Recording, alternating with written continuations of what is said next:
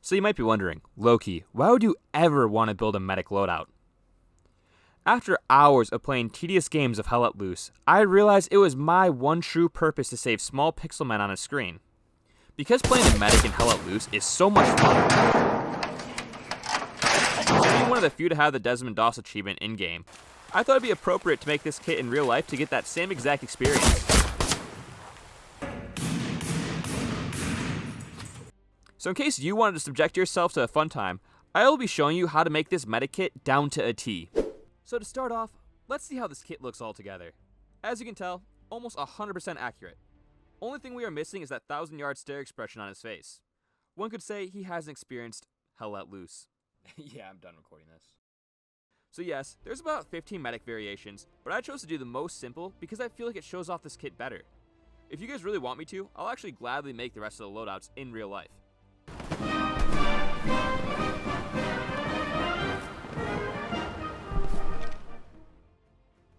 So the easiest part of this kit to identify would be the M40 Stahlhelm. Yes, the game says M42, but the design change between the two are very hard to notice on the outside of the helmet.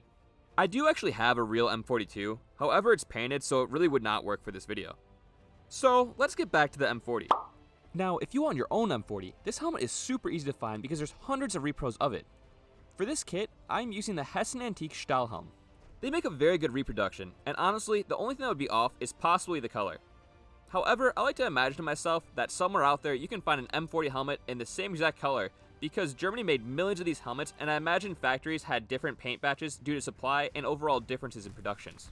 Now something interesting with the Hell Let Loose model is the character doesn't wear his helmet with a strap. At all.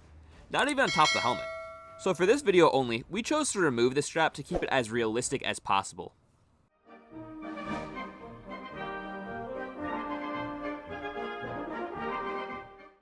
Next up, let's cover the uniform. Right off the bat, I want to correct myself on it before Redditor does. Sorry Greasy War Nerds, you are right, these are not infantry collar tabs. Instead, I have the Pioneer tabs. This is because this top is not actually owned by me, but by a cool guy named Fred. Fred here does World War II Pioneer kit for reenacting and such. So now that I have fact-checked myself, what top is this? I am using the German M40 tunic. In Hell Let Loose, the lighting makes it hard to tell if the top is an M36 or an M40. The main difference between these two tops in real life is the color. The M36 tops had a green collar, while the M40 was in field gray. The more I look at the model in the game, it does appear to be an M36, but we can ignore that for this video, can't we? As you can see, I chose to roll the sleeves, like the skin in the game. Honestly, I think this looks much cooler and makes a lot of sense as a medic. No one wants to get blood all over their M40 top. The real reason behind this is due to the German uniforms being made of wool. Rolling the sleeves made it much more comfortable to wear during the summer of '44 spent in northern France. The pants I chose were the stone gray pants from at the front. This really completes that German look and rashes from being allergic to wool.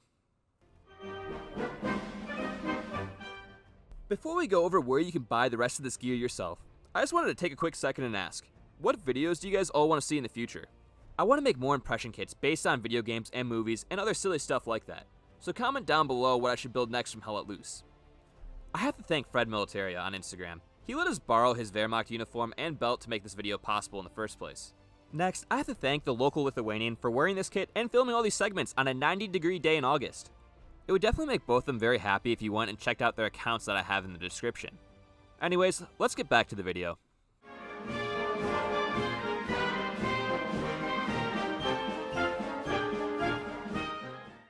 So let's cover the gear. What makes this kit specifically a medic kit, rather than a rifleman or a machine gunner loadout?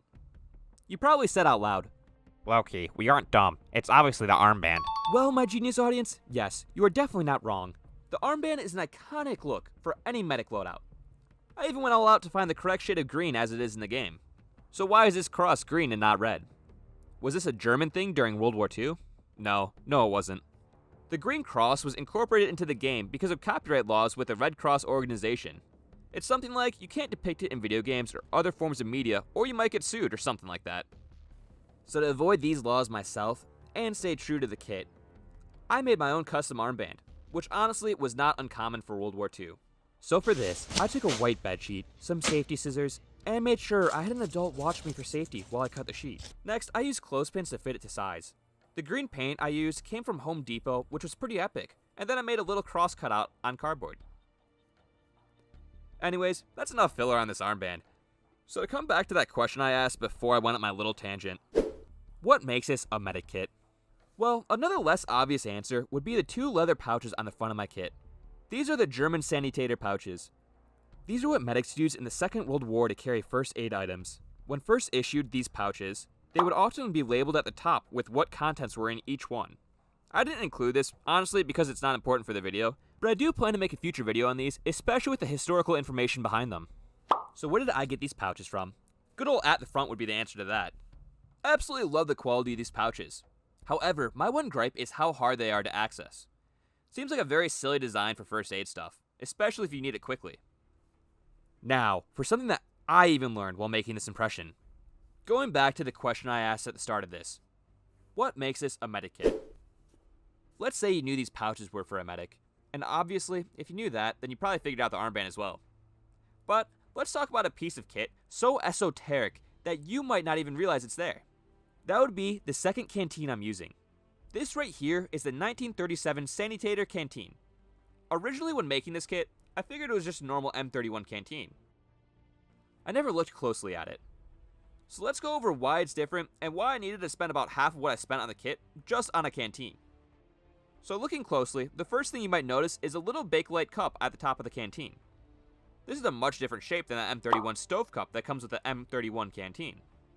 Okay, so that's pretty simple. Why not just buy the cup? Well, because if I did that, this video would not be a one-to-one, and I honestly would not be able to sleep at night. Another key feature is the overall shape of the canteen. Here's a side-by-side comparison. The last key difference is it has a nice leather harness that goes all the way around and connects to a sling, allowing us to fully get that medic look from Hell Let Loose. Sadly, when I purchased this canteen, the sling had almost completely rotted, so I carefully removed it, bought leather on Amazon, and crafted my own sling.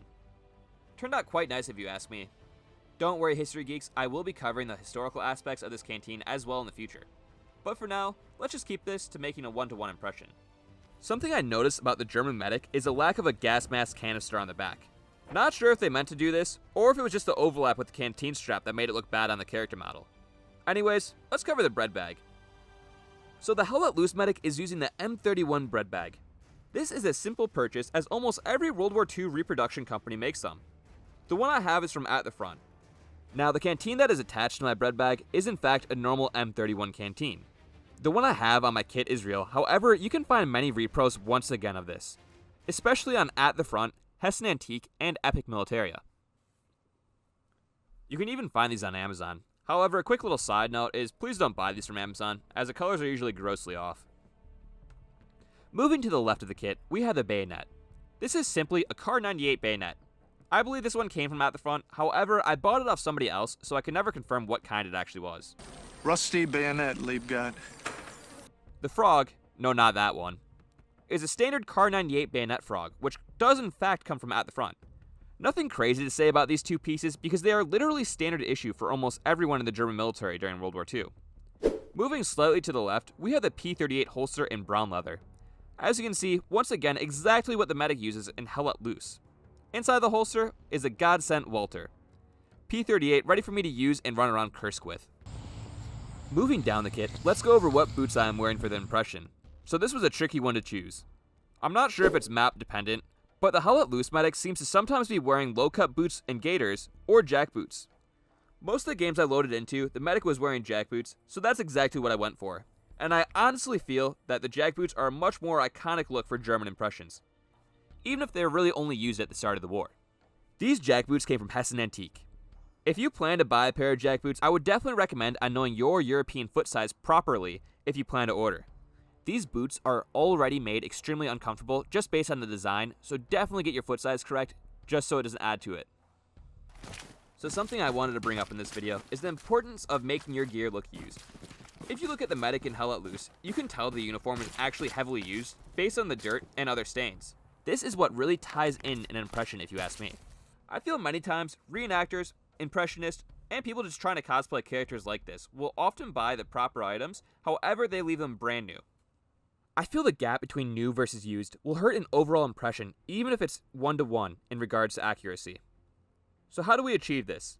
I would recommend looking at which companies you are buying gear from. If you use Amazon or other cheaper quality products such as the items you might find on eBay, the color will often be super off and oftentimes it's almost shiny. This will hurt an impression even if it's the right item. Next, I would recommend having a friend like the local Lithuanian on Instagram. As you can see here, he doesn't care about dirtying himself to get the kit dirty. When getting the kit dirty, using it the way a soldier would works best. Make sure to target the spots that would get dirty if you were in combat. This includes your knees, boots, elbows, helmet, and yes, even face. Here you can see the strong difference between a clean impression versus one that's been dirtied up. Anyways, that concludes today's video. See you guys in the next one. Make sure you subscribe.